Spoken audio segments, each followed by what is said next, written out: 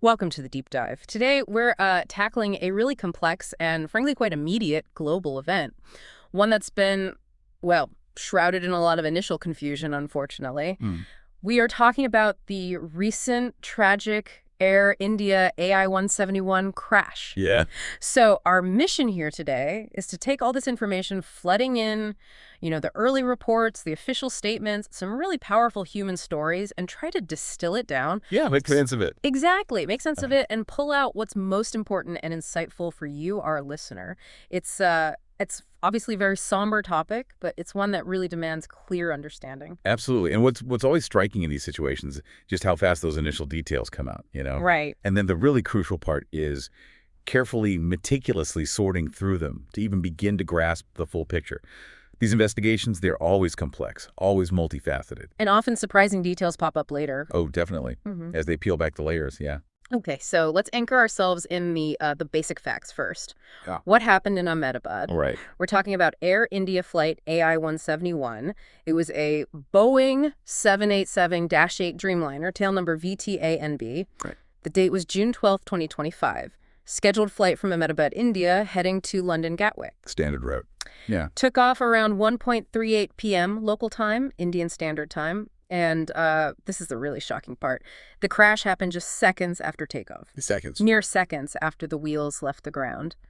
The plane impacted a hostel building, part of BJ Medical College, in the Magani Nagar area of Ahmedabad. Almost instantaneous. Yeah, it's hard to even process that. An immediate crash like that right after becoming airborne, it suggests a catastrophic, really rapid failure. Yeah. Especially, for a modern aircraft like a Boeing 787 Dreamliner. Yeah. These planes have so many redundancies, so many safety systems built in. Right. So for something like this to happen, particularly so quickly, it's incredibly rare. It really goes against what you'd expect. And the initial suspected cause that's been mentioned in reports is? Well, the consistent suggestion so far, though obviously unconfirmed officially, points towards a dual engine failure. Both engines. Right after takeoff. That's what's being suggested. Yeah. Which, if true, is exceptionally rare and obviously devastating. Wow. Okay.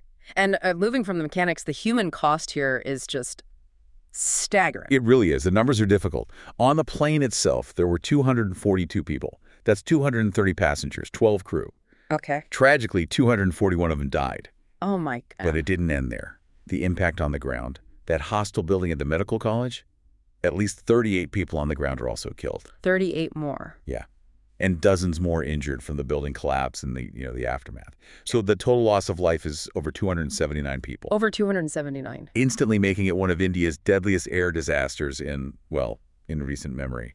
The scale is just immense. It's almost impossible to comprehend. Yeah. Yet, amidst all this darkness, there's this one detail that's emerged, something experts are calling, a miracle. That's right. The sole survivor. A sole survivor from that. Yes. His name is Vishwas Kumar Ramesh. He's a 40-year-old British national. And what's so astonishing, according to the reports we have, is how he survived. Wow. He apparently walked quite calmly from the wreckage. Near an emergency exit, his seat was identified as 11A, and he had only minor injuries. Walked away from that kind of impact. It's almost unbelievable. When you think about the forces involved in a crash like this, the high impact, the immediate destruction, for someone to survive, let alone walk away relatively unharmed. It's unheard of. Pretty much. It really is an extraordinary moment of, fortune, but it's also something investigators will look at incredibly closely. So when you say they'll look closely, what exactly are they trying to learn from a miracle survival like that? Is it just random chance, or is there something more? That's a really good question. Look, chance always plays a role, obviously.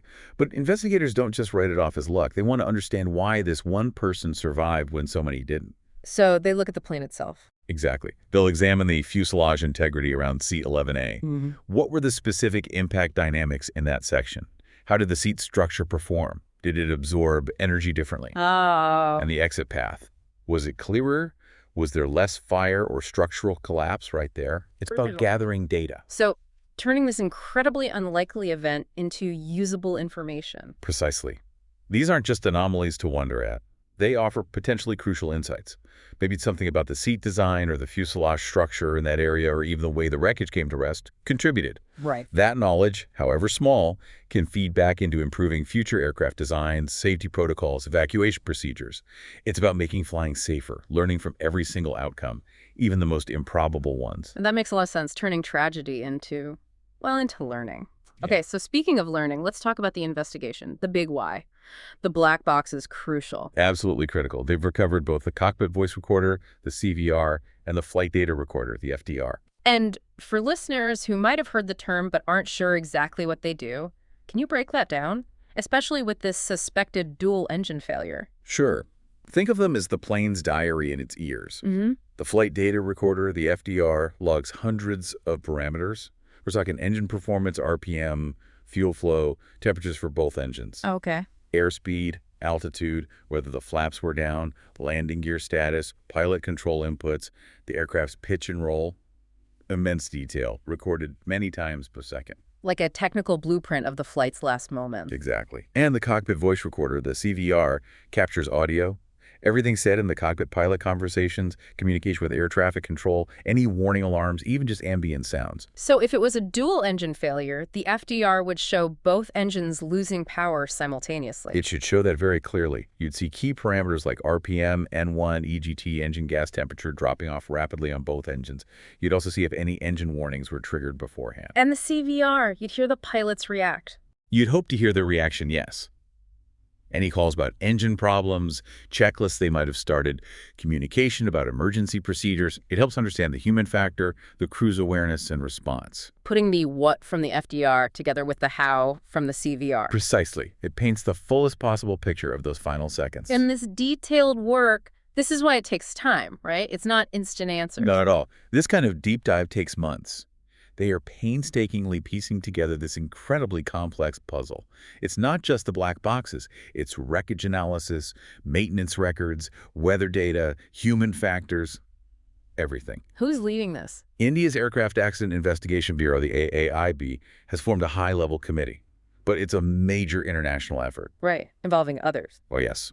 Standard practice for a crash involving international routes and a U.S.-manufactured plane.